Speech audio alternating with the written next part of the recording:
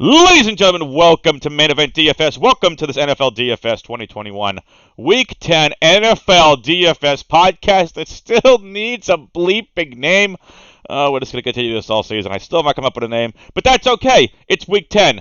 Hi, everybody. My name is Adam Kohn. I am your host. And did anyone catch that Week 9 disaster? Go home, Week 9. You were drunk. Oh, that was such a bad week. Bills, crap. Dallas, crap. Cost a lot of us money. At least, it cost me a little bit of money. It's just such. Week 9 is over, ladies and gentlemen. We are back here Week 10. And I got another guest host for you. Bringing in a buddy of mine. I met him a couple of years ago. Really good guy. Knows his fantasy football inside out. More of a season-long guy like Jacob was a couple weeks ago, but that is okay. We are bringing in a season-long guy who's going to help us break things down from a DFS perspective. He's Noah Rifkin. You can find him on Twitter at nrifkin22. nrifkin22. What's up, Noah? Welcome to the podcast. Hey, man. Thank you so much. This is a really cool opportunity for me to get on and, share some knowledge and, just get some exposure. So I'm really excited about it. Yeah, dude. Glad to have you here. So a little bit of background. I actually met Noah at a ESPN fantasy-focused football live show, and we hit it off. Had a developed some good chemistry, and I was getting ready to do a blog at the time. Noah was looking for someone to do some work.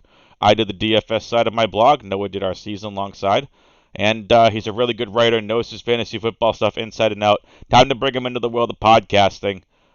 Good Absolutely. kid, good guy. I'm proud to call this guy a friend. Noah, let's get this thing started. And as we always do here on the podcast, and for those of you that are listening, welcome. Thank you for joining us. And for those of you that are returning, hope you'll hit that like button down there. Leave a comment down below. Hit that subscribe button. Hit that notification bell. That way there, you all know every single time one of these podcasts are dropped. And for all of you that are new out there, please do the same as well.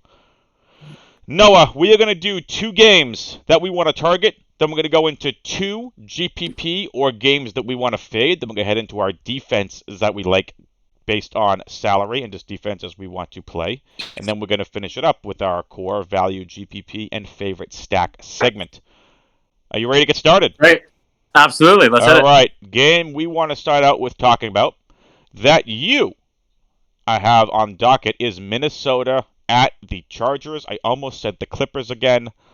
It's the LAC both times, and it's NBA season as well. We're going to go position by position as we always do here on the podcast. It is Justin Herbert, 7,300. Kirk Cousins, 6,100. Do you have any interest in one or both of these quarterbacks? Absolutely. I really like Kirk Cousins at 61. People really sleep on Kirk Cousins. They love to hate him. I guess it's kind of easy to hate him with his kind of personality. He's a little bit of a geeky guy, and obviously his reputation for maybe not getting the job done in those big moments. Say what you want about all that, but there's no question about the fact that he produces week in, week out, especially from a fantasy perspective. He puts up numbers, and this Chargers defense doesn't really scare me at all. I think this could be a really high-scoring game on both sides. I think the Vikings are going to have to score to keep pace with Justin Herbert and the Chargers. Kirk Cousins for the price of $6,100, I think it's a steal this week. Yeah, so Kirk Cousins has been particularly hanging around that $6,200, $6,400, $6,500 range for the last several weeks. Now, while he hasn't had that many completions, and again, some of these games were without Dalvin Cook, but that's okay. Mm-hmm. We know Kirk Cousins can go off. For example, at Carolina, 33 completions on 48 attempts, 373 passing yards, 3 passing touchdowns. He even rushed 2 times for 16 yards, 31.52 DraftKings points. That's what we want to see out of Kirk Cousins. And I think against this, again, Chargers, not Clippers, against that, I think he's got a really good chance to show that. I mean, this is a guy we were playing early in the season, 25.04, 25.26, 28.12. He was putting up good numbers and then just wasn't doing much. But again, Dalvin Cook comes back. Again, it was Baltimore's defense, which we're not going to talk about Thursday Night Football at all. We're not going to talk about it. No, moving on. Week 9 is over, and apparently it wanted to hang around for Thursday Night Football in Week 10. So, 28 attempts, only 17 completions last week at 187 yards and 2 passing touchdowns, and then he did have a 1-yard rushing touchdown, which really saved his day. I think we could definitely see Kirk Cousins have a big day here, but someone else I'm also really interested in this week is Justin Herbert. This is a guy that we know is a slate breaker. I mean, no one ever thought he was going to be a slate breaker against Cleveland. But last week, 38 attempts, 32 completions, 356 yards, 2 passing touchdowns. Also had 5 rushing attempts, 14 yards, and a rushing touchdown, 34.64 DraftKings points against Philly. Justin Herbert, also someone I'm massively interested in this week. He's an absolute stud. I mean, I think nobody makes it look as easy as he does week in, week out. I mean, Aaron Rodgers, I guess you could say, just with the precision. But just the way that Justin Herbert sees the field and processes his reads, he throws the ball exactly in the right place almost every time where it needs to be. And he's just so consistent from an NFL perspective and also from a fantasy perspective. He really is. He's an absolute stud. Now, again, this is a sophomore year in the league. And you figure what? Because he stayed his full 4 years of college, if I'm not mistaken. He wanted to. He did, yeah. He wanted to go back for his 4th year. This is a kid that was regarded to come out as arguably the number 1 quarterback prospect, not of the mega draft class the year before. That's right. Yeah. Well, he has always. I mean, everyone knew that he had all the traits to be successful in the NFL. Right? He's a big, strong kid, massive arm. He's pretty athletic, pretty mobile for his size. But yeah, just rocket arm.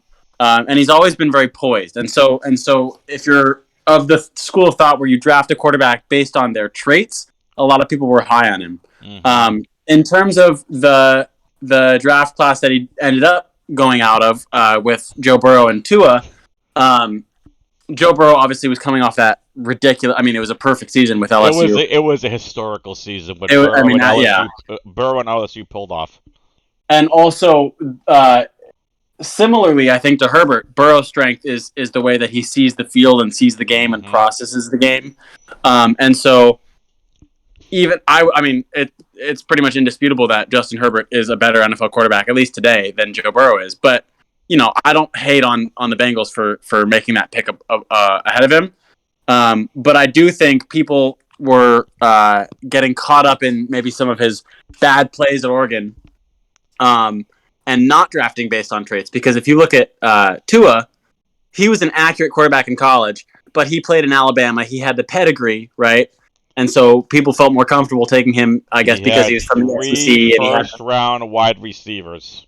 Right, exactly. He had so much talent on that offense. And also, when you watch him play, I said this coming out, he has one of probably the weakest arm of any quarterback in the NFL.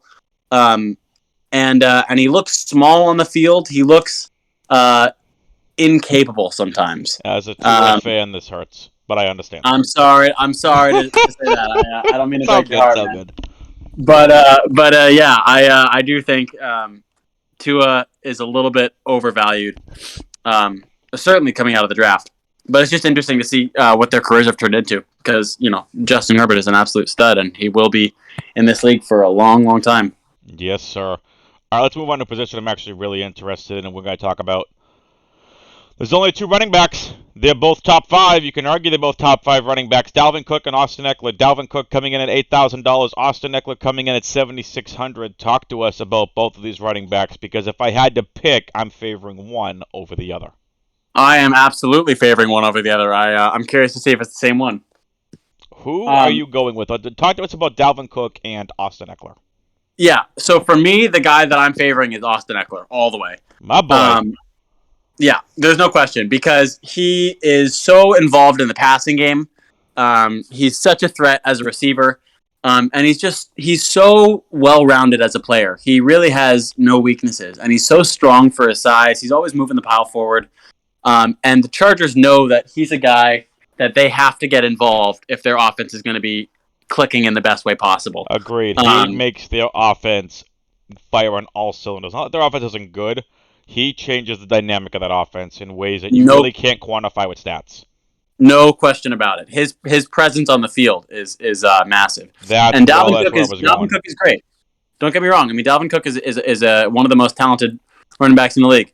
But in terms of value to his team and what he brings to the field, and also just being as involved as he is, I think Austin Eckler's your guy, especially for a slightly cheaper price point. Yeah, for sure. So, I mean, look, the Chargers defense this year has really been nothing spectacular. We take a look here, Pro Football Reference. I'm going to open it up for everyone to see. And we just go defensive stats versus running backs, and we go by rushing yards. They've been and one the of the worst. Chargers have been the second worst in terms of rushing yards allowed versus opposing running backs this season, and they've given up 11 touchdowns, which is also the second most in the entire league. Now, look, the Vikings aren't, they're, I'm not going to sit here and count, but look like they're, top 10 in most rushing yards allowed. Only 6 rushing touchdowns. We flip it over to the receiving yards. We know both of these guys are, phenomenal receiving backs as well. I'm not really focused on that this week. Like, if you want to attack, you're going to ground and pound. Like, the Chargers have given up the fewest receiving yards versus opposing running backs, which I think is an interesting stat. That is an interesting stat. It seems like the reverse of the Atlanta Falcons that we played receiving running backs against for many years. And then you have the Vikings also bottom 10 in receiving yards allowed versus opposing running backs. But we know Eckler and Cook can run between the tackles with the best of them. 2 of the best running backs in the entire NFL, both firmly in play this week. I don't really think we need to spend much time on all this, but I can tell you as of this podcast recording, I am most likely going to be very heavy on Austin Eckler. Just one last note on Dalvin Cook.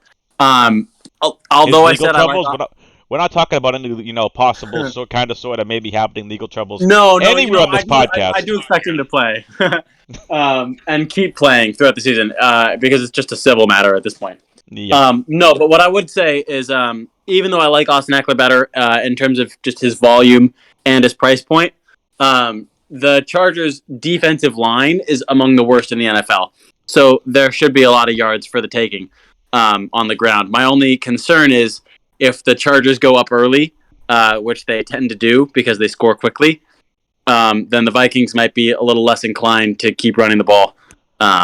So that would be just one concern I have with that. But their defensive line, there are definitely yards to be had against them. No question. Oh, absolutely. But that actually brings us into the wide receiver position. You're talking about Dalvin Cook at 8,000.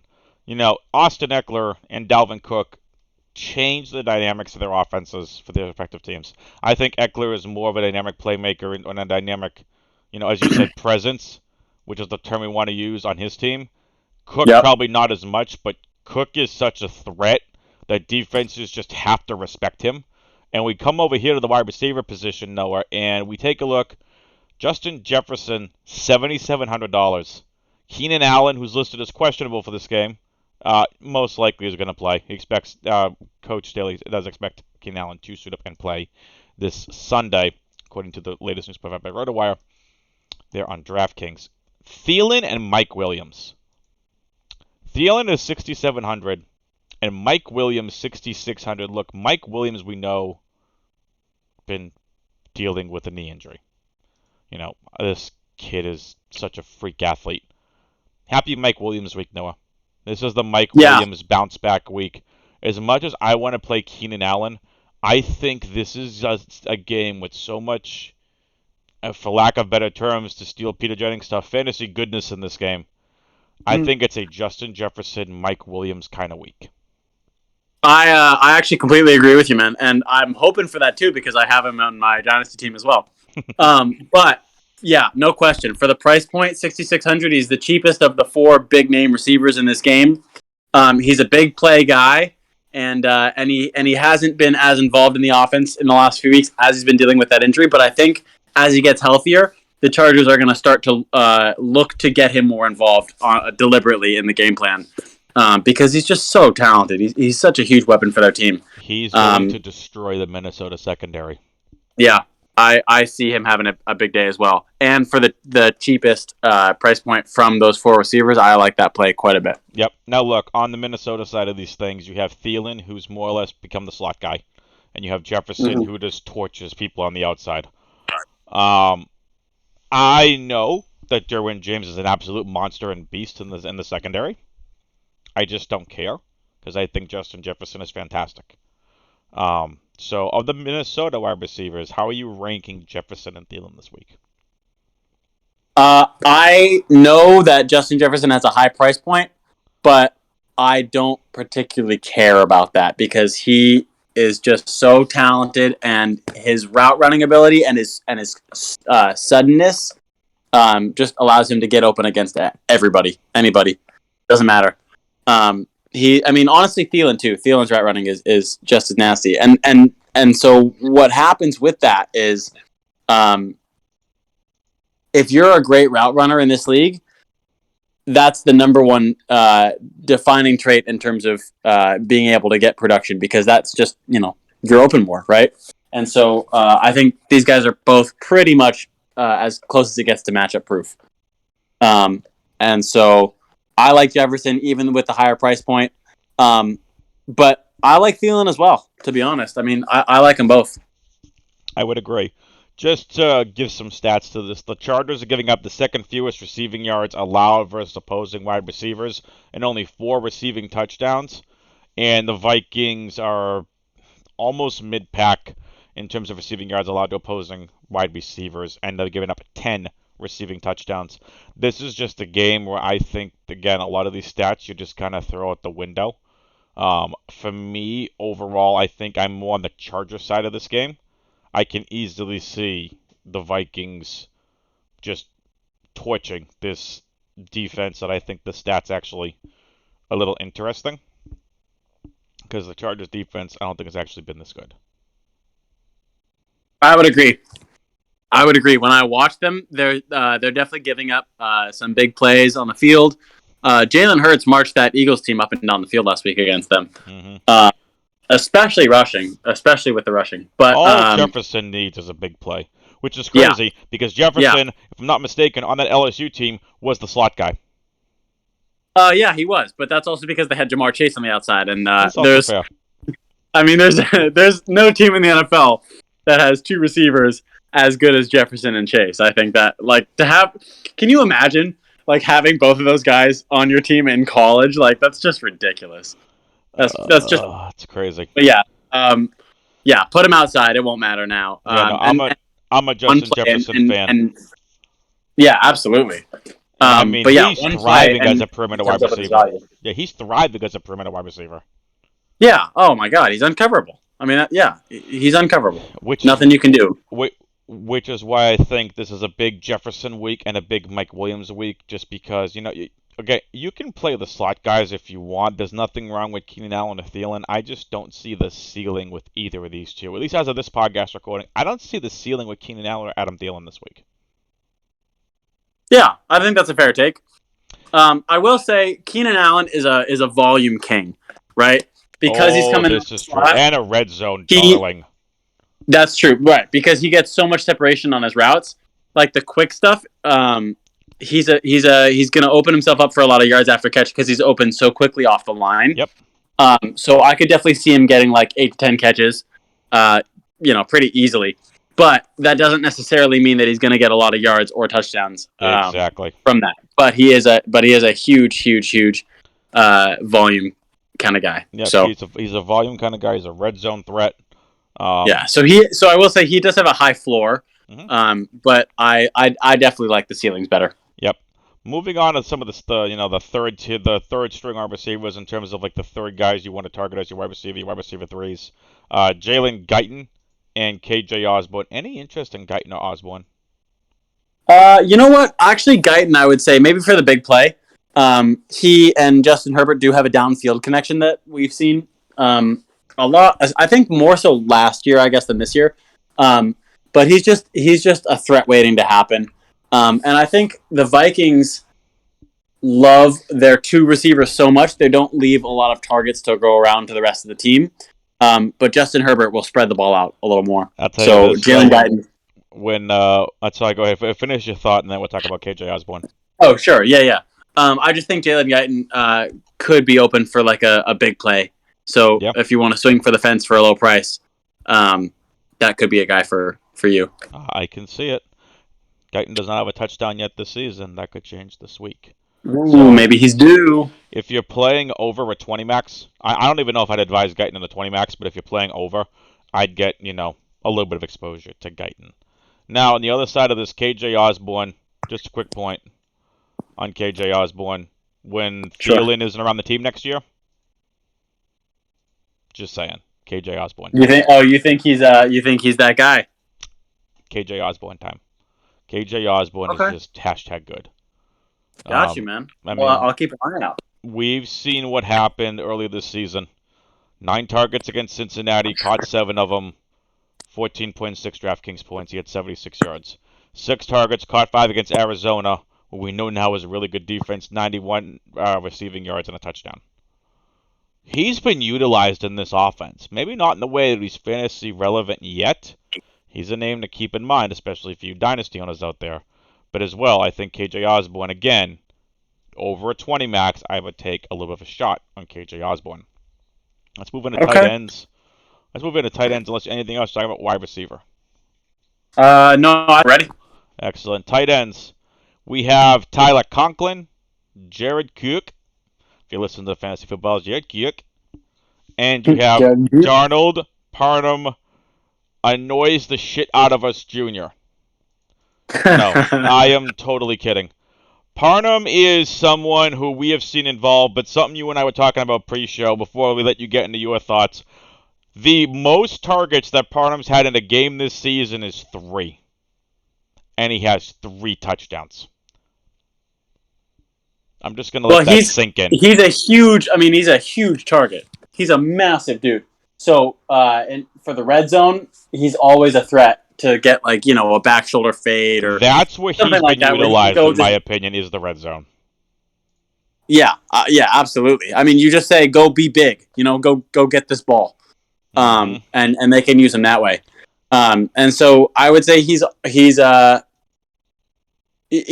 touchdown threat for sure. But he's just, 3 targets in one game is the most he's had all season, like you said, and so he's just not a consistent play or something that you can rely on in any way. And I would say the same goes for Jared Cook because they eat into each other's value. So it's really hard to trust either of the Chargers tight ends just because you don't know what you're going to get in a given week. Who's going to get those targets. I'm so happy I'm not playing a lot of 20 maxes this weekend. This just seems like a very anything can happen kind of week. Absolutely. I mean, this could be a Parham week, which if I had to lean somewhere, I can see Parham catching 1 or 2 touchdowns in the red zone this week. I could see Cook just, getting 10 to 15 points in value. I think this game has a chance to... I wouldn't say this is a slate-breaking kind of game, but I do think you need pieces from this game to probably win a GPP this week. Yeah, I would completely agree with that. There's just too much talent in this game to pass up some of the value that you're going to get. Matter of fact, my gut's kind of telling me play Parham. So I don't usually... You think so? You're banking on that touchdown if you do. I don't usually ever punt tight end. But 2,600, he catches a touchdown, gets you 12 DraftKings points, he crushes value. That's true. That's true. For 2,600, that's a great deal. Yeah. Let's talk about Tyler Conklin, though, on the other side of the ball. They are from Minnesota. Okay. Tyler Conklin has been heavily involved the last several weeks. 5 targets against Carolina, caught 3 of them. 7 targets each of the last 2 games against Dallas and Baltimore, caught 5 of those each week. 71 yards against Carolina, 57 against Dallas, 45 against Baltimore. No touchdowns in either of those games. Conklin's been involved. Any interest in Tyler Conklin this week? Because, and again, take this with a grain of salt. The tight end stats are a little noisy because if you're not Kelsey, Waller, or Kittle, or Andrews, or even Pitts to an extent, I'm not even put Pitts in that category yet. Tight ends are tight ends. So the Chargers are going to have the 6th most receiving yards versus opposing tight ends. Yeah. You know what? Then Conklin's got just as good a shot as anybody to be that guy, right? Because you just never know in a given week who it's going to be. And there's nobody other than obviously the top names that we all know. It's just so it's so shallow. The position is so shallow that there's nobody you can trust. So if you're trying to take a swing for a little bit of a lower price, I can definitely see the value in Conklin because he has been pretty involved in the game plan the last few weeks, and I can see that continuing this Sunday. Yeah, I think Conklin is a very interesting way. If you want to play Cousins this week and you're stacking 2 of Cousins' pass catchers, I absolutely think Conklin is an interesting way to get different off either a Thielen or a So Jefferson with your if you're going stacks. stack, you'd probably go Jefferson and then Conklin, and that kind of evens out Yeah, those would be my right 2 side favorites because of the pass catchers. right. I would agree with you. I Excellent. like that stack. If you're going for a stack, I think that's your play right there. Anything else in this game you want to talk about?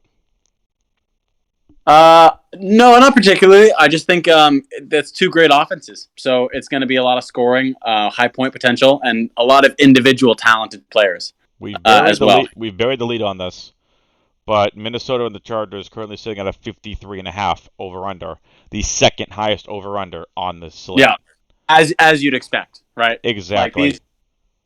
These two offenses are going to put up points. It's going to be a fun, exciting game to watch, and I'm here for all of it, man. Yeah.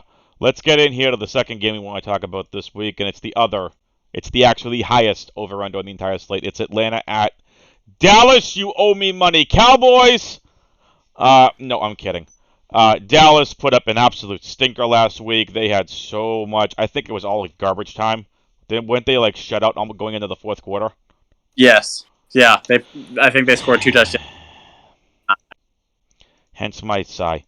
All right, well, let's get into it. Dak Prescott, 6,900. He's under 7,000. I like that. Matt Ryan, 6,000. It's a little pricey for Matt Ryan, but we take a look at what Matt Ryan has done the last 5 weeks. 29 DraftKings points, 24.5, 22.44, 8.14. Okay, that was at Carolina. That game sucked.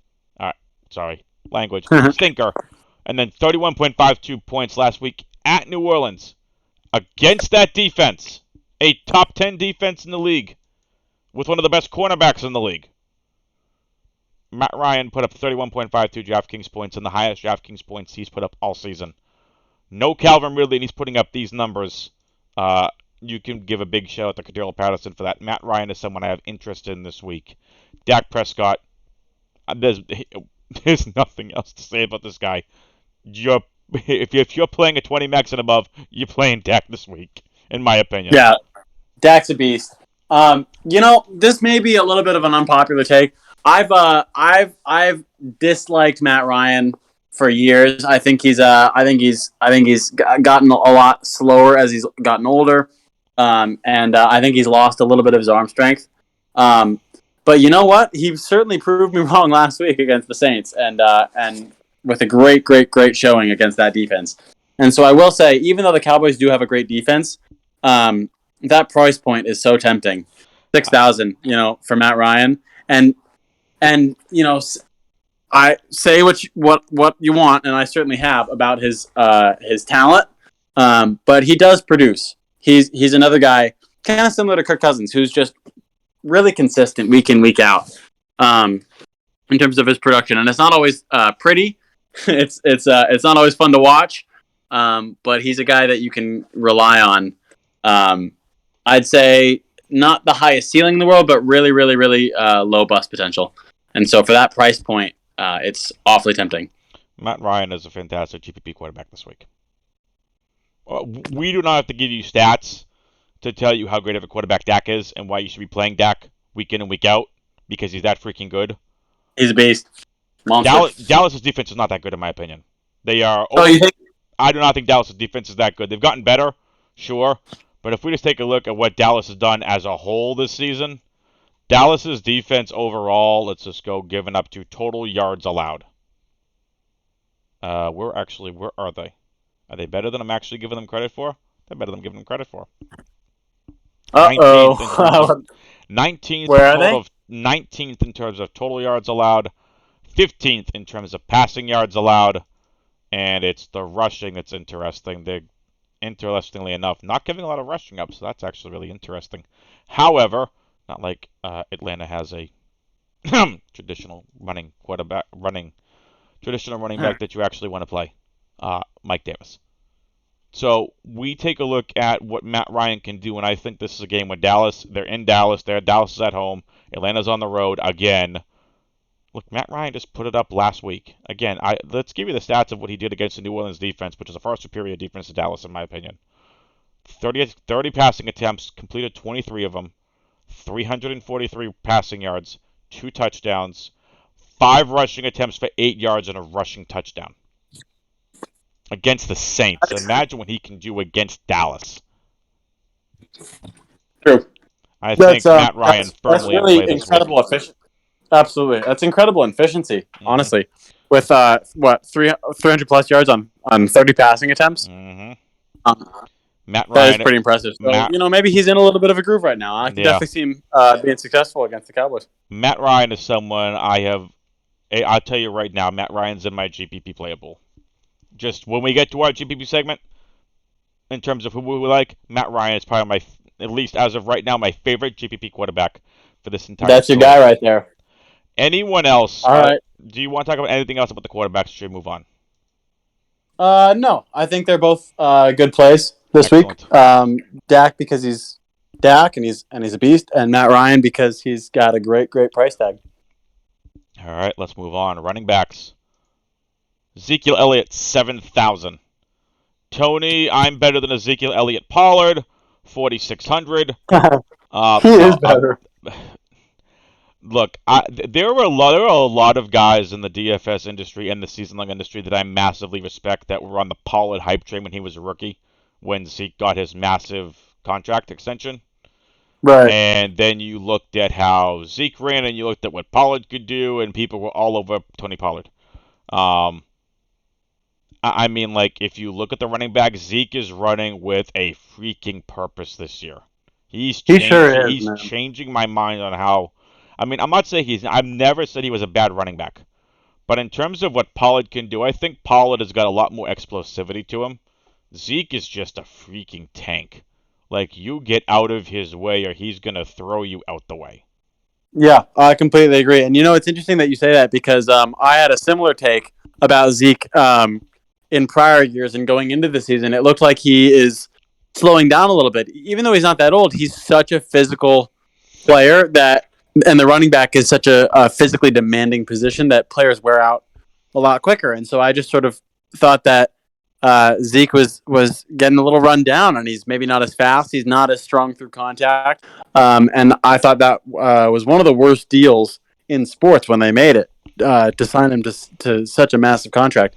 And I think it's still a bad deal because a running back isn't the most valuable position to a football team, so you shouldn't pay them top-end money if you don't have to. But I will say, as far as Zeke is concerned, his performance this year has been nothing short of incredible. He is running with a purpose, like you said. He's just taking the heads off dudes. He has had a resurgence this season that has been unparalleled. So I didn't mean to cut you off, but to add on to that point. No worries. His resurgence has been unparalleled. It's incredible. One thing, though, I will say, Tony Pollard is averaging the highest yards per carry of any running back in the league this year. And maybe that's a smaller sample size. Pollard. But he is, he's that guy. I'm a Tony Pollard fan, too. I'm just saying. If he had a chance to be a lead running back, he'd be a top 10 running back, I think. Shh. Don't let Dallas say you say that. No, Dallas. Sorry, Cowboys fans. You might be mad at me for that one. Because of all that money going to Zeke. But man, if you just give Tony Pollard an opportunity, he is so explosive. He's so quick, and he's quick and he's fast. He's a beast. And yeah, most running backs are either one or the other. But he's both, and that allows him to have a lot of explosive plays. He is an absolute beast. Now let's talk about the I can't believe this happened this season player. Cordero Patterson. Better late than never, right? Oh, 5+ years too late. Yeah. Just a little late. But look, I'm in all seriousness, I'm very happy for Cordero. He has found his groove in this offense. He's being used as a hybrid rusher and receiver. Calvin Ridley's still out for this game. We do not know if we're going to see him again this season. Mega props to Ridley for saying, I need to take time for my mental health and well-being. Good for you. Absolutely. Way to bring more awareness. Completely agree. And in a contract year for Ridley. Man, how about that? I didn't know that. Yep. I think this is his 5th year in the league. or fourth or fifth year, and I think he's just, he's got to do what's in his own best interest. But we take a look at what Cordaro's done. Now, look, it's been a while since we've had the Cordero. I've destroyed everyone's lineups week versus Washington. He's been solid. Last 4 weeks, Cordero has played 18.4 DraftKings points, 14.1, 18.2, 22.6. He's been involved in a 6,600 versus Dallas. He's interesting. I love that price point. I just don't know. If we just take a look at running backs in general, let's just take a look at running backs around him. Zeke, 7,000. I'll play Zeke. Aaron Jones versus Seattle. Yes, please. $6,900. Swift at Pittsburgh. No, it's Pittsburgh. Cordero, 66. Okay. James Conner. We'll get into James Conner, 6,300. Robinson, probably not expected back for this game in Indy. Then you have Leonard Fournette, $6,100. I can see you playing Patterson, but I'd play Zeke, I'd play Jones. Connor's interesting because of the workload. Even getting up and paying up for an Eckler or a Najee. Najee, $7,900. Okay, I didn't realize that. We go back into this game, Cordero is firmly in play. I just don't know if Cordero has the ceiling this week. Yeah, Cordell Patterson has really shown to be super consistent this year. And it's actually funny just watching him in that offense. You think, man, because he's bounced around the league. He's always been a great return man for his whole career, but no team has been able to unlock his talent offensively before this year. Nope. But you look at what he's able to do for the Falcons, and you're like, man, how was he ever not utilized in this way the whole time? Because he's just a monster with the ball in his hand. He was just utilized as a gadget player. He was never able to be let loose. A feature guy, yeah. Right. But God, he's just so good with the ball in his hands, and he's big, strong, fast. It makes all the sense in the world. I don't understand how it took the league this long to figure out. But I'm happy for him, of course, to get his opportunity, and he's certainly making the most of it. Oh, for sure. As far as his price this week, I'm kind of in agreement. He's sort of lumped in the middle with all these other guys that probably have a little more upside.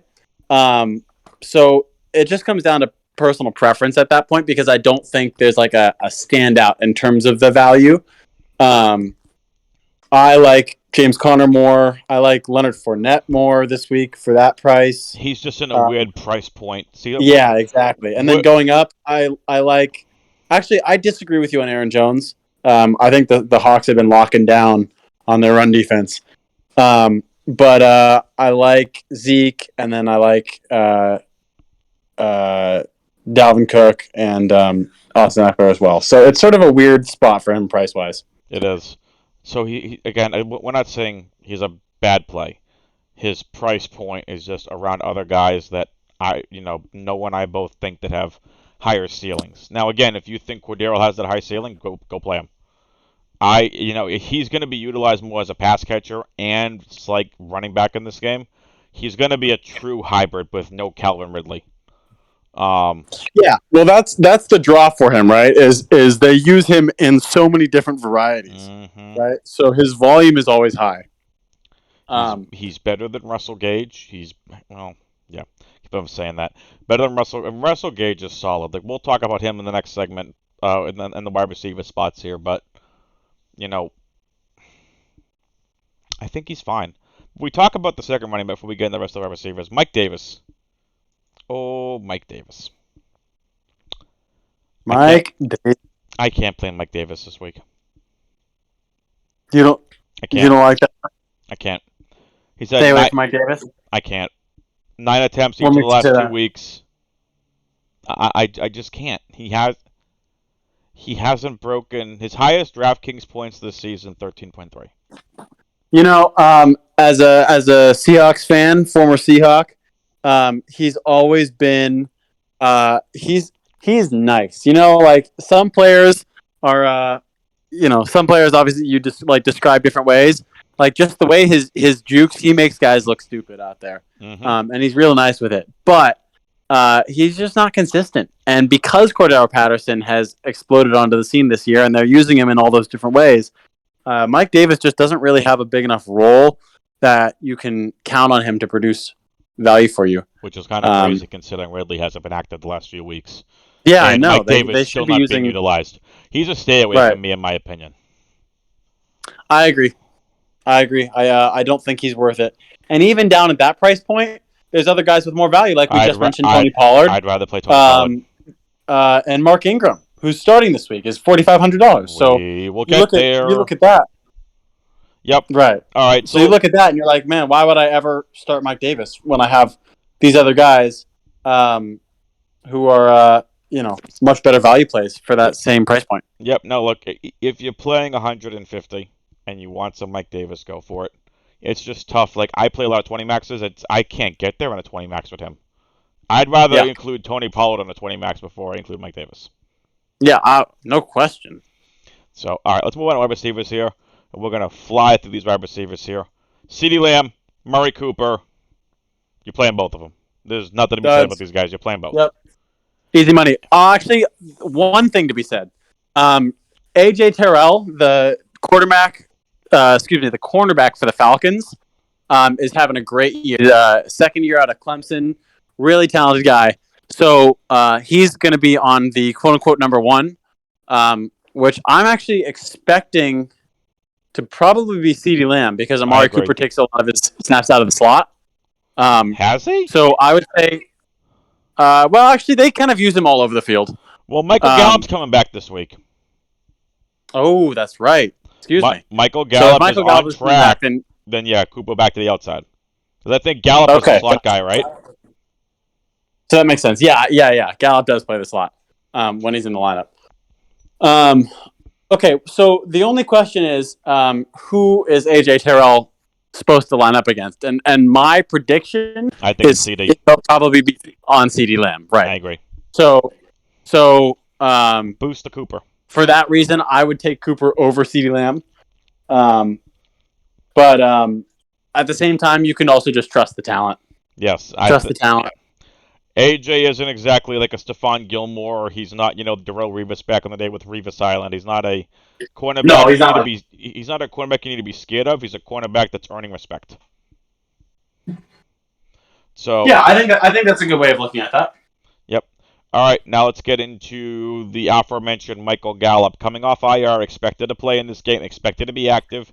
Stay tuned to those 11:30 injury reports and inactive reports. Injury reports and active reports, however you want to call them. They're inactive reports. Yep. You're playing Michael Gallup this week at $4,000. In my opinion, you like that value? That is a phenomenal value for Michael Gallup. Against Atlanta, we're going to play some Michael Gallup. Now, we don't have to go crazy. If he's going to have a limited workload, I don't want to play him as much. I think Michael Gallup is a phenomenal value this week. Are you concerned that they're going to try and ease him in his first week back from an extended absence? Yes. That's a concern. Is it concern enough for me to not play him? No. It's Atlanta's defense. Okay. And with all due respect to Atlanta, they've gotten better on defense. They're more of not a terrible, we attack them every week defense. But I'm still attacking Atlanta's defense. They've gotten better. I can't think of the linebacker's name, but he's been better. Deion Jones, I think is his name. Yeah, I believe so. I think he's made noise. There have been some other defensive players that maybe Terrell, like you said, on the secondary. I just think $4,000 is too cheap for Gallup, who before he went on IR, and we take a look at what he did. It was only 1 week. He's a super talented guy. He's super capable. And he's another young player, right? So he's getting better and better. Keep in mind, Michael Gallup, I think, is also in a contract year. I think. I think you're right. Yep. So pressure's on for him to produce, but Dak Prescott's slinging it all over the place. So he'll get him going. If he's on the field, he'll definitely get Michael Gallup going. And all Gallup needs is to break one off. And I just think for value at $4,000. I think is great value. Now, look, the other Atlanta wide receivers will go through these very quickly. We're running a little long here on time. Russell Gage, $5,000. Zacchaeus, $4,400. They're both in play. They're fine. Yeah, I don't have a particularly strong opinion on either one of those guys.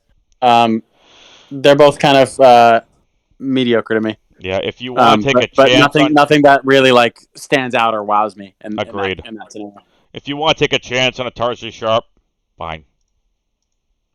I have no interest in Target Sharp this week, but if you want to take a chance on him in like a 20 max or, not even a 20 max, above a 20 max, 100, 75, 100, 150 lineups, fine.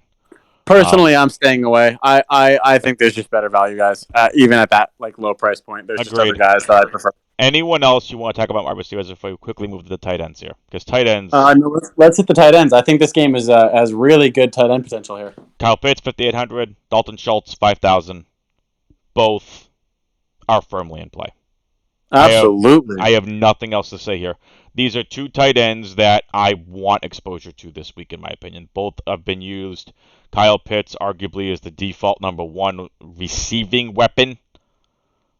Again, I say that as receiving weapon because Patterson. He's more than just. I mean, yeah, he's more than a tight end. Yeah, he's the receiver, and yeah. Pitts is starting to be unlocked in this offense. We've seen 2 mega weeks from him already. 2 down weeks from him. Again, it's a rookie tight end. They take a while to adjust to the league, but Pitts, no question. But Pitts has got the raw talent and the massive opportunity with no Ridley in this offense to continue to make an impact. And I think he's going to easily be looked to from Matt Ryan in this game. Last 5 games, 9 targets, 10 targets, 8 targets, 6 targets, 7 targets. Just saying. I mean, he's just a special player. He is. He's absolutely unguardable for his size and strength and speed, and his route running and his hands. I mean, he's you name it, and he's got that trait. Yep. He's only going to get better and better and better and better. He's probably the closest thing this league has to Calvin Johnson, I would say. Wow, that's a bold. I mean, take. Yeah. I'm a Pitts fan. That's a bold. I think physical traits wise, he's going to be one of the most dominant players in this league. I like it. I like it. So basically, what I was saying is both tight ends are firmly in play. Dalton Schultz on the other side, we know he's been utilized. Dalton Schultz is consistent. He's Dak Prescott loves him, has a great connection with him. You can definitely rely on him. Yep. And I like that price point for 5,000 too. Yeah, for sure. Anything else in this game you want to talk about? No, let's move along. Excellent. So we're going to move through our GPP only or games we want to fade segment. And we're going to move through this rather quickly. And you have a game, sir, you want to talk about. It's Carolina at Arizona. You and I are going to have some debates on this game. Let's first start at quarterback. Kyler Murray currently listed as questionable at 8,000. If he can't go, it's Colt McCoy again. Kyler probably more is listed as he's a game day decision, but he practiced this week. Hopkins and Ronda Moore are game time calls as well, and most likely Moore is going to end up one of the two to play. This is a team that has playoff aspirations. Again, this is the latest play supplied by RotoWire. Saturday, we're recording this podcast Friday night. Saturday and Sunday are going to be mega tells, and this is a game where if you want to play Kyler Murray, you better have backup plans in place in your lineups if Kyler for some reason is ruled out. Definitely. I expect him to play based on the practice reports, and he's had another week to recover and everything. And he did for what it's worth, he did finish the game that he was injured in. It was right at the end of the game, and they ended up holding him out last week. But I expect Kyler Murray to play, and if he does, I think this game just has real sneaky potential for a lot of points. Potential for a lot of points to be put up. And even if DeAndre Hopkins is out, to me, what that means, and obviously, again, this is all dependent on Kyler Murray playing. But even with DeAndre Hopkins out, the Cardinals have so many talented players on offense. They can just look to get other guys involved. And so I think Christian Kirk could have a big day. AJ Green could have a big day. And Ronda Moore, I believe, is also questionable. But he's more likely to play than Hopkins. So right. If he goes, Ronda Moore needs to finish clear in the concussion protocol. Got it. But I see a lot of fantasy success for these Cardinals players because no team in the NFL has been able to stop this offense. The air raid offense finally exploding. Now, and then on the Carolina side, PJ Tucker is slated to start this game with Sam Darnold now on injured reserve with a shoulder injury. But PJ Tucker, or excuse me, did I say Tucker? I meant PJ Walker. Los Angeles Clippers, the Arizona Rockets, PJ Tucker. We're all over the place tonight. Yeah, he's just all over the place, ladies and gentlemen. Oh my gosh. No, PJ Walker. Before he was signed by the Panthers, he was the MVP of the XFL. He's a very talented player. He can run around. He's super athletic. He's a playmaker for sure. So I think in terms of the Panthers pass catchers, they have just as high of a ceiling as they would with Sam Darnold in the game.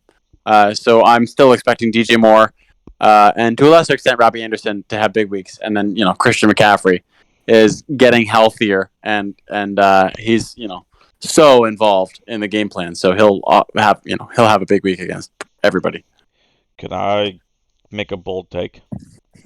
I'd be surprised if Carolina puts up 14 points. Really? Mm-hmm. That is a bold take. I'll take you up on a little wager if you like. We'll talk about it off air. Little sure. Little friendly wager. No, I just look. I think PJ Walker is good. This Arizona defense is better. I can't believe what we're seeing out of the defense. A defense that I didn't think would be this good. An offense that we knew would be phenomenal. I did not think this defense would be this good that we've seen this season. Now look, can Walker run the offense? Absolutely. And eventually they'll most likely give way to, PJ Walker will give way to Cam Newton because Cam Newton was signed by Carolina. Walker is still the starter. I do not expect at all Cam Newton to be the starter this weekend. I mean, he just got signed. Oh, he won't. I don't think he'll even play. Or suit up. He hasn't had enough time to learn the offense. Yeah, no, it's gonna be Walker and then Barkley. Right. Yeah. He won't be in uniform yet. Right. With that being said, look, Walker at 5,000 is fine. I just think there are so many other quarterbacks that I want to target. Now, look, if you want to go superstars and scrubs, right?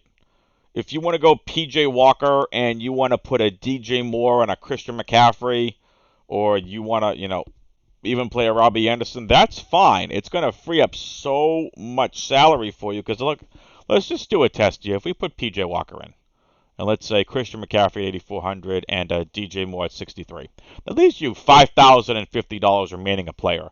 You can do a lot with that. Even if you wanted to take Christian McCaffrey out, and we wanted to put in, say, Robbie Anderson at 4,400. Robbie Anderson's $4,400. That's crazy. 44. Yeah, that is a great value. That leaves you $57.16 a player. Do you know how much more you can do with that?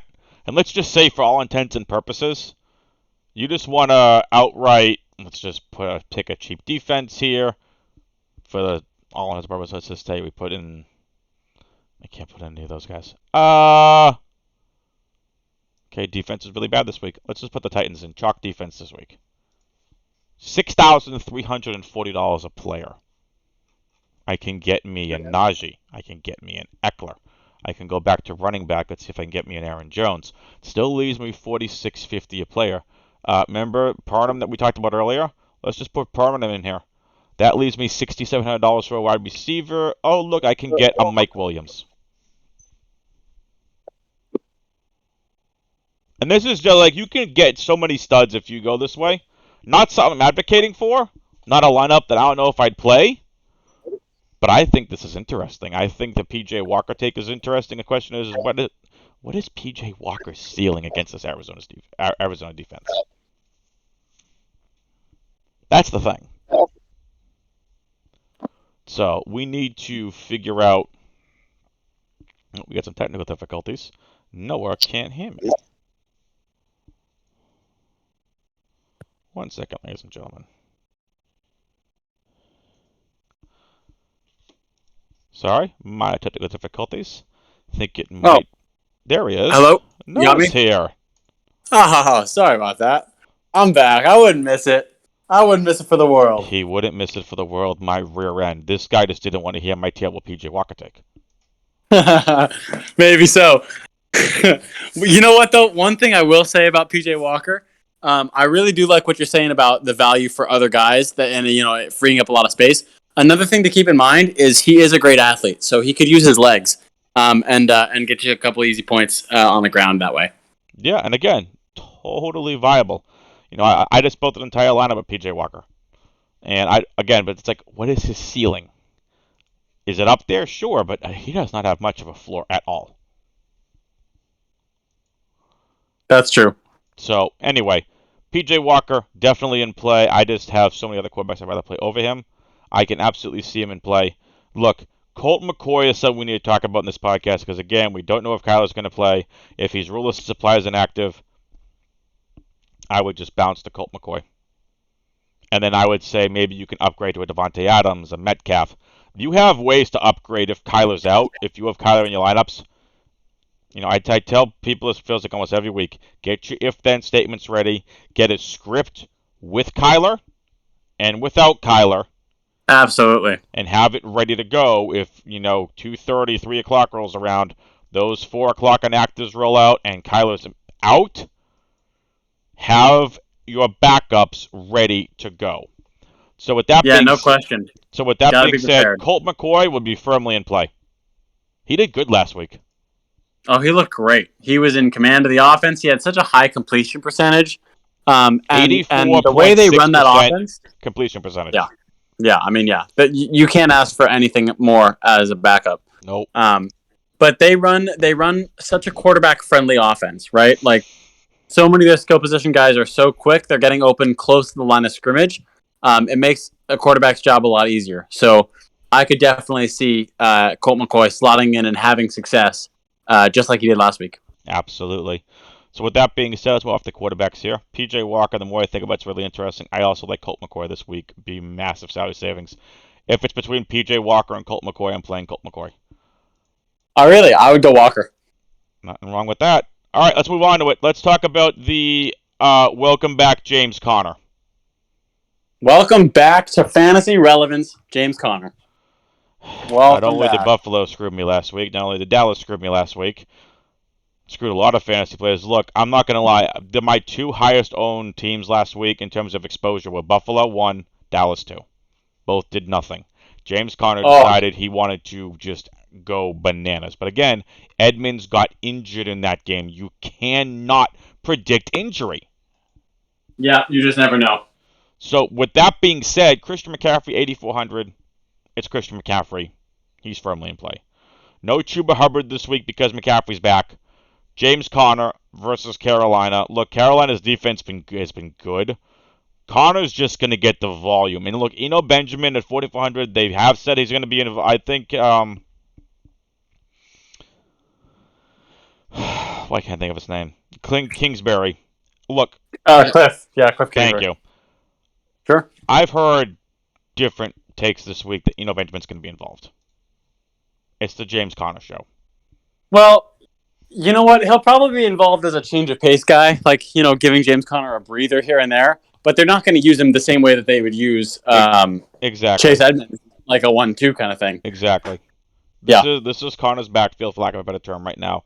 Like you said, will be used in there. But talk to us about the running backs in here real quickly, and then we'll move to what I think is a really interesting part for this game. That's the wide receivers. Yeah, I love the value for James Conner. I agree with you that I think he's going to be super, super, super heavily featured in this offense. And he proved last week that he's still got plenty of juice. He looked explosive. He looked confident.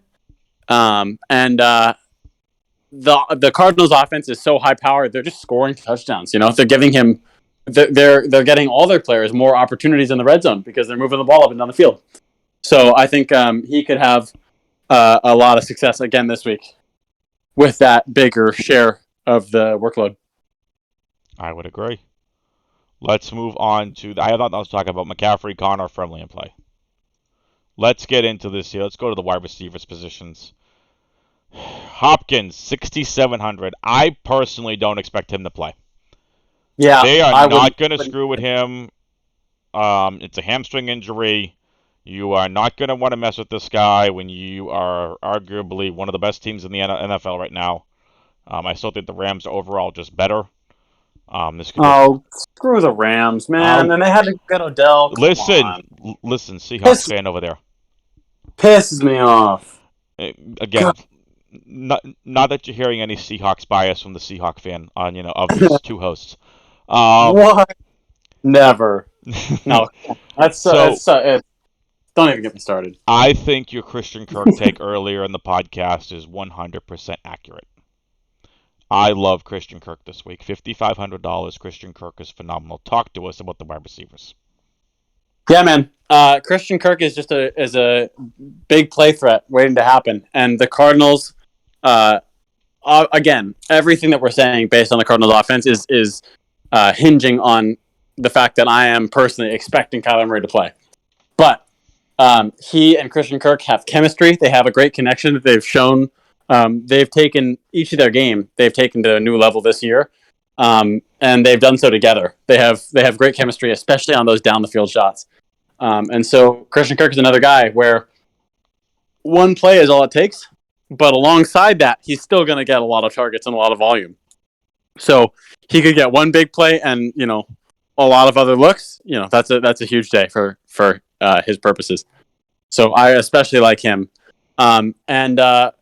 Again, Ronda Moore has the concussion protocol, but if he does, I like him as well. And AJ Green is another guy that they're just going to want to get these guys going, get these guys involved in their offense. So on the Cardinal side, I think they could all be relevant. And then as far as the Panthers go, DJ Moore has had a great year so far. He has dropped off just a little bit as Sam Darnold has really played terribly the last month or so.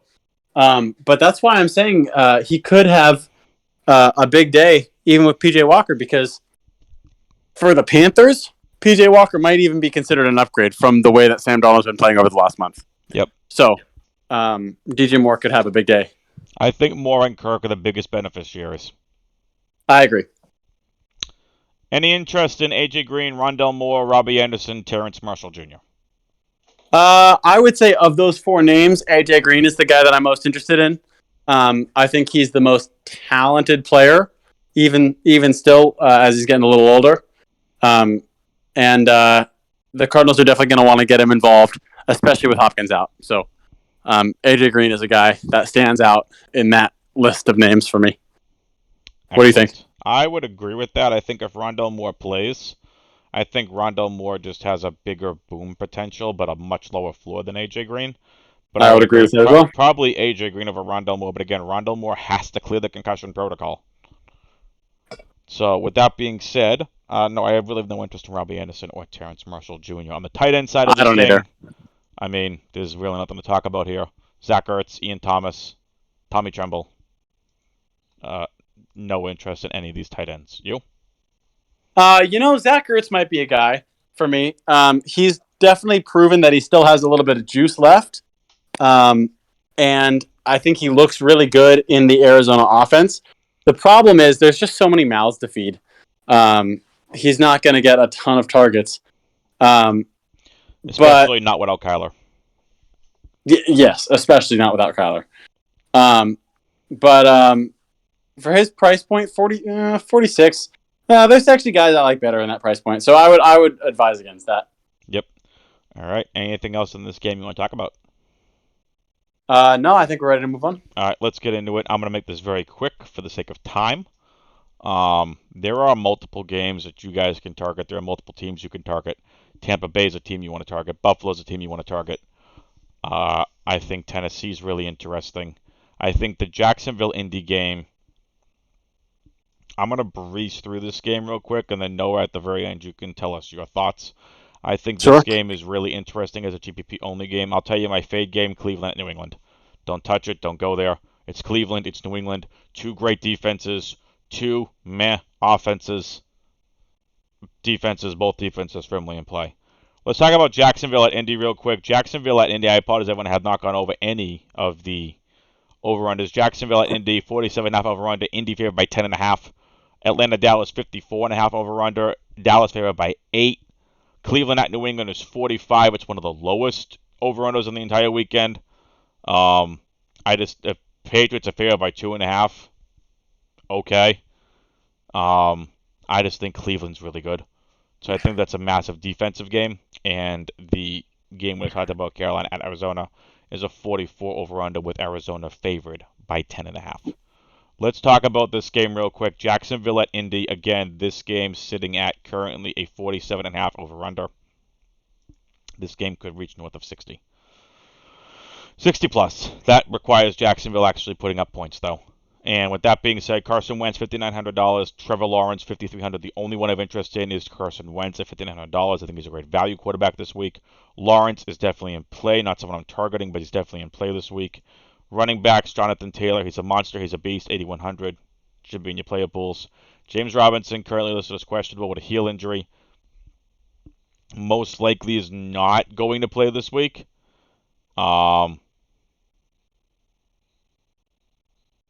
So we're going to have to wait. Again, this will know before lock. If he plays, James Robinson is in play. If not, Carlos Hyde is okay at $5,000. James Robinson, $6,200 as well. Naeem Hines, $5,000 in Jacksonville. He's fine. Yeah. Wide receiver. Yeah. Did you say Carson Wentz for 59? Yes, Carson Wentz, $5,900.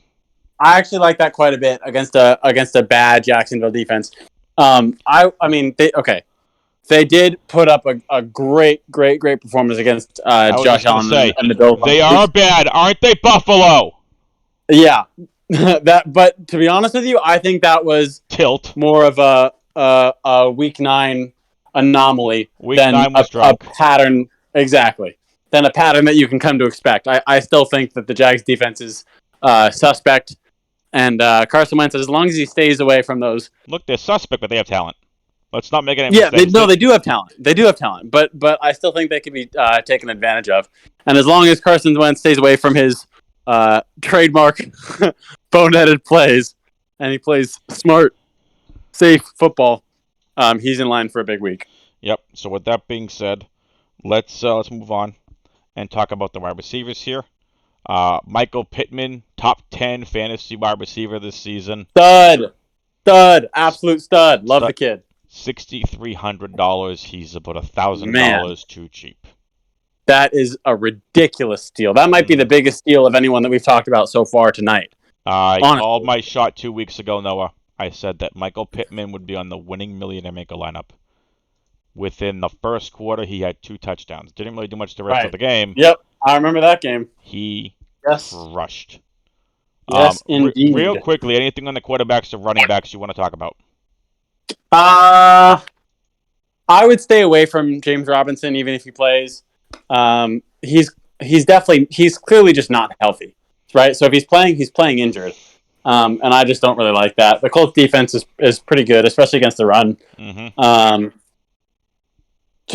No pass catchers I'm interested in from Jacksonville, and nobody I'm interested in other than Michael Pittman on the receiving end of Indianapolis. And Jonathan Taylor is a high price point, but he's an absolute stud. So if you pay up for him, you know what you're going to get, and he's still, a weak winner. You know what I mean? Yeah, I would agree with that. I mean, some interest in T.Y. Hilton at $4,700.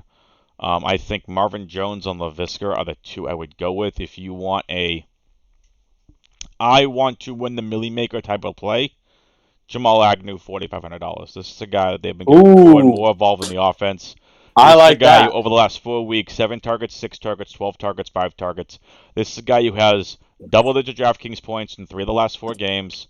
He has been getting it done. Only 1 touchdown in that time. I think Jamal Agnew is a very interesting play. Also a great one-off. Again, large field GPP only. Like a Millie Maker or something that's like the $3 or $4, whatever the big ones are. Jamal Agnew, I think, is a very interesting and also a very interesting run back in your Colts stacks. Thoughts on the wide receivers? I actually like that take quite a bit. Jamal Agnew is one of those guys who's great with the ball in his hands in space. So the Jaguars should be manufacturing touches for him. If they get if they get the ball in his hands close to the line of scrimmage, right, and just let him, rack up the yards after catch, then he could be in line for a big volume day in one of those. But the thing is, you can't count on them to use him in that way consistently, even though, the talent and the the talent says that they probably should use him that way. The Jags are just poorly coached, and they don't have great game plans. And so I love Agnew's talent. I love what he brings to the table, and he certainly has that high ceiling. But it's just not something that I would feel comfortable relying on. Ultimately, yeah. I mean, look, the wide receivers have been bad. This whole offense has been bad. This whole offense, and you know what? And it starts with Trevor Lawrence. I know he's a rookie. That's fine. I'm not worried about him at all. He's going to be fine. He's going to have a great career. He's a super talented kid, but he's been playing badly. Yes, no question about it. And the offense rises and falls with the play of your quarterback. So, yep. I am in a Superflex plus IDP Dynasty League. I owned the 1-1, which was always going to be Najee. It was never not going to be Najee. Right. For maybe a second, I thought it was going to be Chase, but it was always Najee. Especially my team was very running back needy. Right. And I managed to trade up to the 1-3. And really? I thought the 1-2 for the longest time was going to be Trevor Lawrence. And I'm like, great, I'm going to get Chase at the 1-3. And the 1-2 was traded, and Chase went at the 1-2. Matter of fact, people knew how much I wanted Chase. I was very aggressive in trying to see who was staying at the 1-2 because I didn't have the capital to trade for the 1-2 for the 1-2, and I wasn't paying a ridiculous amount to move up to one spot. And they'll look at me like, so you're going Trevor Lawrence with the 1-3? I'm like, I have no interest in Trevor Lawrence, and I do not think he's going to be good this year. I had that gut feeling so who'd you in the go with offseason. in that spot? Kyle Pitts. Okay. Yep. Can't hate that. And the 1-4 guy is like, really? He wanted Kyle Pitts. And of I'm course. like, was never not going to be Kyle Pitts. Yep. I was more interested in Kyle Pitts in the offseason than Jamar Chase. And Chase has done what my original gut instinct on him was. I cooled on Chase massively. Just thinking about T. Higgins and what he can do. But, Chase has just been an absolute monster this season. I mean, he's a special player. Bottom line, he's a special talent.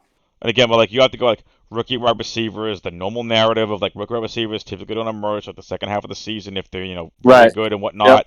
Takes some time to get in the NFL, and Chase has just broken everything like that. Which again, totally fine. But long story short, I thought, back to Trevor Lawrence, I didn't have any interest in Trevor Lawrence this season. He was not someone that I was actively targeting anywhere. I thought he would have a tough season. I was more interested in guys like a Fields or a Trey Lance, who I still own Trey Lance in almost every league, by the way. In almost every redraft league, I own him. I also traded for him in that Dynasty League. I am very, he's certainly a guy with a high ceiling. Oh, yeah. I think the Trey Lance experiment starts next week after the 49ers get destroyed by the Rams. Oh, God. That's going to be ugly, huh? Because I think Kyle Shanahan's going to go, it's time to see what we have in this kid. And I don't know why they haven't made the freaking change already. Well, especially because this coaching staff is on the hot seat all of a sudden. Shanahan ain't going anywhere. Maybe you don't think so? No. Not at all. And, I'm not so sure, man. You can't fault Shanahan for injuries the last two seasons. This season and last season. But the bottom line in the NFL is you got to get results. And even with the hand that they're dealt, and I know, people like Shanahan with his offensive, game planning and everything like that. It's the NFL is a what have you done for me lately league.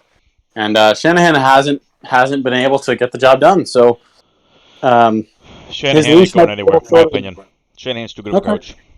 And again, you can't fault him for injuries to his team. But with that being said, I just think, we get back to the whole Trevor Lawrence point here, is I just didn't think he'd be good this season. He's going to be a great NFL quarterback long term. I don't know if it's the Urban system. I don't know if it's because he's a rookie.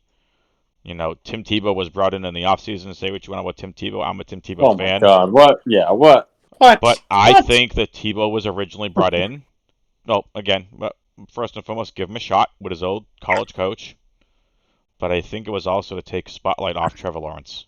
Let Trevor Lawrence adapt to the NFL without the spotlight on the number one overall pick that's had the spotlight on him for the last 3 years in college, waiting for him to get to the NFL to take some of the spotlight and pressure off the kid. That's interesting. I actually hadn't thought of that, but that might make a lot of sense as to why they did that, because I couldn't figure out for the life of me why they tried to sign him and turn him into a position that he has never played in his life 4 years after his retirement. So everyone thought it was bad publicity, but I wonder if it actually did end up taking some of the pressure off. Mm-hmm. But again, he'll be fine long term. I like Agnew as a GPP play. Jones and Shenault are fine, but I really like Agnew. I might just be playing Agnew as a one-off. Yeah, for this game, I completely agree. And for the price point, Agnew is the guy. Mm-hmm. You attack Indy with wide receivers and tight ends and receiving. They are great against the run. Yeah, they really are. I mean, they're front seven. They're linebacking core, and then they've got DeForest Buckner on the interior. I thought you said eats up guys. You know? I thought you said DeForest Buckner, and then I realized, oh no, it's DeForest Buckner. All right, let's move into the tight ends here, and then we'll get into our defensive segment. Tight ends, Dan Arnold, probably my second favorite receiver on this team. Yeah, maybe so. Look, I'm a fan of Shenault, and I think Marvin Jones is fine. They're fine plays. I just think Dan Arnold's a good player. He's a good tight end. Was a target for the Jags. $3,500, he's fine. Gigantor, a.k.a. Mo Alley-Cox, again, fantasy football as reference. Willie hasn't been used. Jack Doyle hasn't been used. Mo Alley-Cox has been used somewhat. Anytime you get rid of this, blow up my screen. Thank you. I have no interest in any tight end in this game. Do you? No. Nope. Dan Arnold's one of the most interesting because he's been utilized the most. Well, they get him the ball right on the line of scrimmage because, honestly, Trevor Lawrence hasn't really been able to throw the ball down the field at all. And Dan Arnold stays close to home, kind of like a dump off, you know? So he could get three of the last 4 games, double-digit DraftKings points. Right, but it's all on stat lines like 5 catches for 40 yards, right? Like $3,500 just get me points. Maybe. I mean, I guess I could see it in terms of like a low value, like almost like a punt on that position, right? He's a punt, but he's also got upside in terms of volume. Like he's a safer tight end option than a Parham. Yes, I would agree with that, certainly. Excellent. But there's not, I mean, beyond, I mean, he's not going to get you more than 5 catches for 50 yards in this game. Right. Anything else in this game you want to talk about? No, we can move on. Excellent. Let's move into our defenses segment here. We'll move over here to all games, and we'll go to the defense off the tight ends. Defense. Steelers, $4,100 at home versus Detroit. I have interest in the Steelers. Talk to us about, I'll let you go first in terms of defenses you are interested in, and then I'll go into mine, and then we'll get into our final segment. Sure. I would say, I mean, the Steelers is the most obvious choice, right? I mean, anyone against Detroit, right? You love that matchup. I would say the Broncos defense against Philadelphia could be interesting, coming off that great performance that they had against the Cowboys. Yep. Jalen Hurts has shown ability to make plays, but he's still a young quarterback who isn't able to recognize defenses very quickly. And so if they confuse him, I could definitely see him turning the ball over a few times. Also for $3,200, that's a pretty solid price point as far as defense goes. I would say my two, and then the Bills for $4,000 again playing against the Jets. Although you know what, Mike White, don't sleep on Mike White. So I would say my main two are the Steelers, and then for a slightly lower value, the Broncos are a good play. Excellent. I would agree with you on the Steelers, Bills, and Broncos. Steelers definitely interesting. Buffalo. I don't usually take on the road defenses, but it's the Jets. Buffalo's fine. The Cardinals at home are a great option versus Carolina. The Colts versus Jacksonville at home, $3,600. Again, they're all priced up for a reason. I wouldn't necessarily touch the New England defense at $3,400, but I can see it. Tampa's interesting on the road at Washington. Packers are in play. Cowboys are in play. The Broncos, like you said, I agree with you there. The Broncos are in play. Titans are probably the chalk defense of the week at 2,600. That's it for defenses for me. Anything else you want to talk about here in terms of defenses? I believe we're good. Excellent.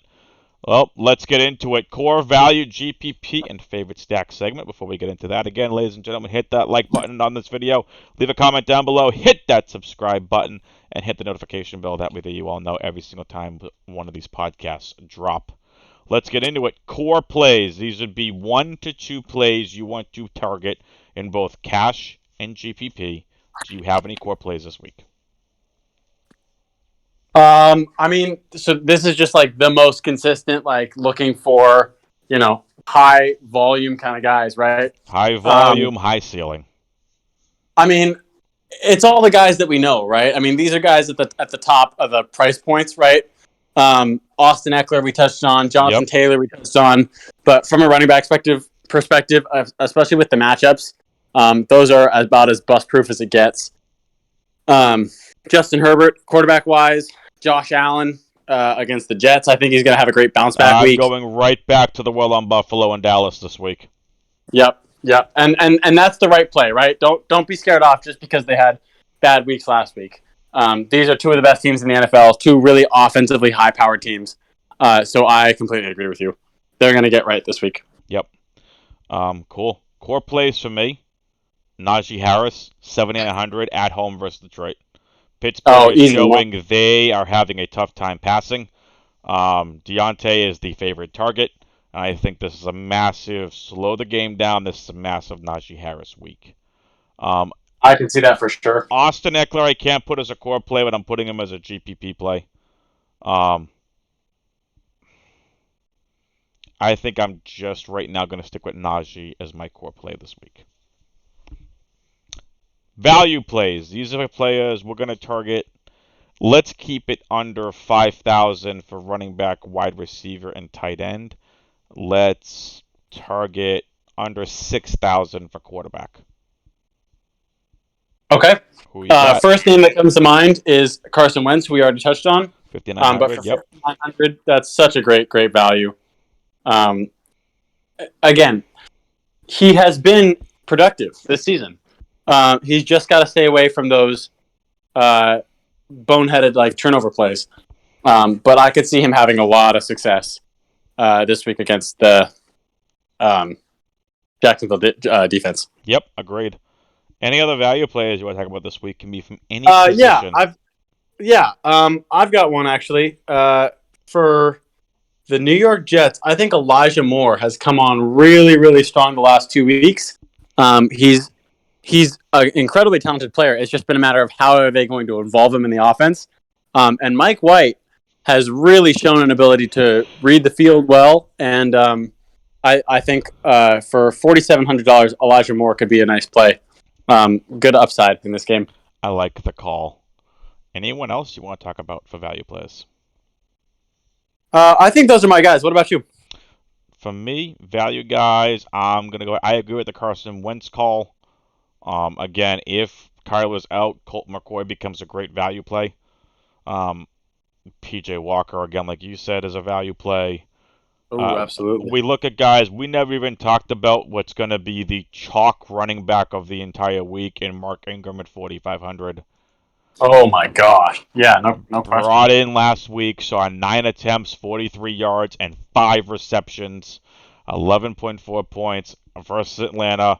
No Alvin Kamara this week. Already been ruled out. Mark Ingram is the play of the week. You play him. You play lots of Mark Ingram. He's just a value play that is going to unlock a lot, in my opinion. I think Tony Pollard's really interesting. I think Kenneth Gainwell is going to be interesting. And, of course, we have to talk about, how much I said fade this game? Dearness Johnson for the Browns. I was just thinking that. With Nick Chubb out and Kareem Hunt still out, Dearness Johnson had a great week when he made his first start a couple weeks ago. I could definitely see him being productive once again. Here's the problem with Dearness Johnson, the people I think are really having a tough time with. I don't think they understand how good the Patriots are versus the run. I have, as a Patriots fan, have respect for the Patriots. They're giving up a lot of rushing yards. I find that really suspect. They're giving up the second most receiving yards. Dearness Johnson is not catching passes. He's a run it down your throat kind of guy, but he can catch a couple of passes. Look, he's the only one on the backfield. No Kareem Hunt, no Nick Chubb, no Felton. He is a volume play. I personally think our rushing defense is better than our stats are giving us credit for. Dearness Johnson versus Mark Ingram. Cash, Mark Ingram. GPP, Dearness Johnson. Just because... I like both of those calls. I mean, quite frankly, you can play either. Under 5,000. Quite frankly, you can play either running back. I mean, if you want to look at the stats, you're playing Dearness Johnson. Titans, I think, have a bad defense, but their rushing defense too bad. I'd play Dearness Johnson in cash. But Mark Ingram's also going to be a good play. Again, Mark Ingram knows the offense, and he's going to get a ton of volume. But we've seen Dearness Johnson's ceiling. So keep that in mind at 4,700. Tony Pollard, and some else talked about, at 4,600. Wide receivers, Donovan Peoples-Jones, 4,800. Keep an eye on him. Jacoby Myers, $4,800. Again, Cleveland, New England, not a game I want to have a lot of, but there are definitely pieces you can play. So the more I look at it, I'm going to take it off my fade list again. No longer a fade game. I would stay away from that game. Other than Dearness Johnson, I think the Patriots receivers are suspect. Jacoby Myers, this is actually an interesting stat. Jacoby Myers has the most receptions in NFL history without a touchdown reception in his career. Stop telling us about it. We know. Yeah. It's kind of positive aggression's coming for this guy. Yeah. Sorry, Patriots fan, but it just doesn't look very promising to me. And this Browns defense, they locked down the Bengals last week. They're no joke. So, and there was oddly enough a new life out of this team without Odell Beckham on the field. But I digress. Oh, they're better without him, no question. And the stats have said that for a year now. Yeah. Sad to say. And even just the eye test, Baker looks better when he doesn't have to force it. Mm-hmm. Look, he doesn't have to keep a great player happy. He's free to spread the ball around. He just makes better decisions. Yep. Again, while Cleveland, New England is not a game I'd target a lot of, I'm taking it off my fade list because there are definitely plays in these games that we can play. Dearness Johnson being one of them. The main play. Yes. But Myers and Peoples-Jones are someone I'm interested in. Look, we talked about it. Jamal Agnew. The more I think about it, the more I really like Jamal Agnew for large field GPPs. I think he's a great play this week. There are a lot of value wide receivers. Robbie Anderson, AJ Green, Laviska Shenault, T.Y. Hilton. The list goes on and on. Michael Gallup, 4,000. We've talked about him. Right. So, lot of players there. And tight end, Parnham Jr. and Dan Arnold. GPP plays. Let's make this really interesting. Unless you have plays you want to play, there were a lot of GPP plays this week.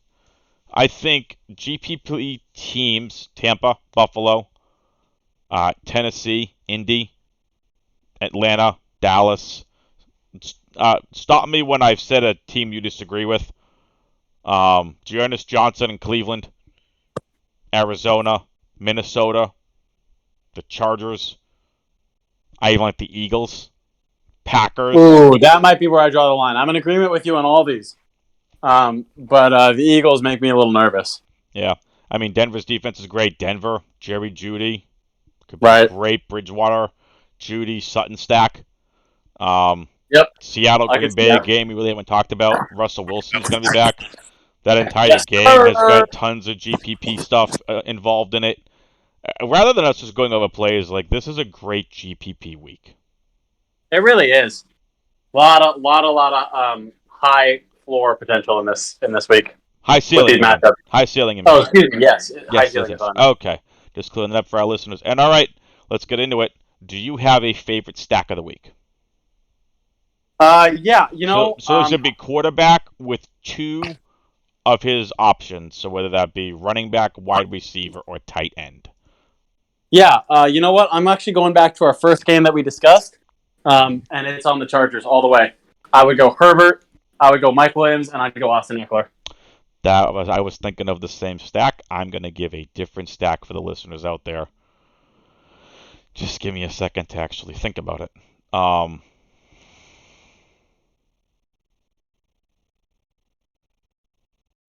As crazy as this sounds, I like a short stack. Wentz, Pittman, Agnew. That's interesting. I'll put Jonathan Taylor in because of anyone else on that roster. I would rather play Jonathan Taylor. He's got some safety and some ceiling, obviously built in. Taylor. So I'll go Wentz, Taylor, Pittman, run back of Agnew. And do you have and who's your run back from Minnesota? Jefferson? I would say Dalvin Cook if I had to pick one, just because I think he's going to get a lot of rushing yards against that defense. Excellent. All right. But you know what? You're really bullish on Agnew, but I like that. If they can get him involved, right? It's a gut call. They got to get him the ball. They got to get the ball in his hands, close to the line of scrimmage. Just get him touches, get him easy touches, and then let him just be a runner in space. Absolutely. Anything else? If they can do that, he's in for a big week. Yeah. Final thoughts, Noah. Anything else here you want to talk about in the slate? No, I think, you know what? I think we've covered a lot of material today. I really like some of these picks that we made. And also, I just want to say, like, this has been so much fun and just an awesome opportunity to you know, be able to do what I love, which is talk about fantasy football, man. So excellent.